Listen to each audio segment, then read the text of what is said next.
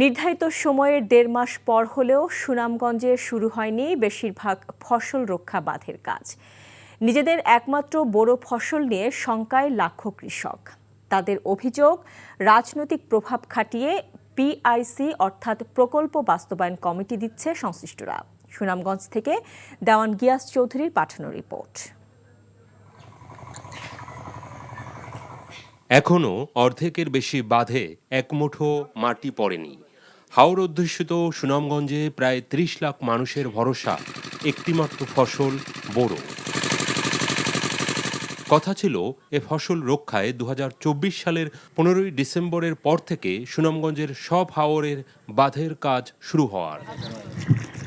কৃষক ও হাওরবাসীদের অভিযোগ, ধান রক্ষায় সর্বোচ্চ গুরুত্ব কিংবা সরকারের কোটি কোটি টাকা বরাদ্দ হলেও প্রতি বছরই অনিয়ম দুর্নীতির অভিযোগে তা যাচ্ছে ভেস্তে। তাই স্বপ্নের ফসল উজানের ঢলে তলিয়ে যাওয়ার শঙ্কা থাকছেই। যমুনা স্মার্ট রেফ্রিজারেটর, স্মার্ট লাইফে স্মার্ট রেফ্রিজারেটর। আমরা যে এই যে বান্ডা গাঙ্গাটি যে বান্ডা, এটা হলো আমরা গুরুত্ববান সারা মাঠে নরে রক্ষা হয়ে যায়। ২-৩ মাইল জায়গায় এই বান্ডায় আমরা আটকে রাখে, পানিটা আটকে রাখে। এখনো বাঁধের কোনো কাজেই হয় না। খেয়ে পাইছে বাঁধ, খেয়ে কি করবো, এখনো কোনো হদিসই পাইতেছে না আমরা। এই বাঁধে 5টা বাঁধের পানি আটকে রাখি। যদি বৃষ্টি বাদল হয় তাহলে আমাদের এটার মধ্যে পানিটা আটকে থাকি। খাস যদি সময় মতে না করে তাহলে যদি শেষ সময় এই পানি আর খাস করে তো আমরা মাটি না করে তাই এই পানি আমরা দিব, ঠেলা দিব, ক্ষতিগ্রস্ত হইব। বাঁধ নির্মাণে হাওরে সেই একই চিত্র। পাউবো স্থানীয় প্রশাসন ও রাজনৈতিক ব্যক্তিদের ওপর অনিয়ম দুর্নীতির বিস্তর অভিযোগ কৃষকদের। তারা বলছেন, পিআইসি অর্থাৎ প্রকল্প বাস্তবায়ন কমিটি দেওয়া হচ্ছে মোটা অঙ্কের অর্থের বিনিময়ে।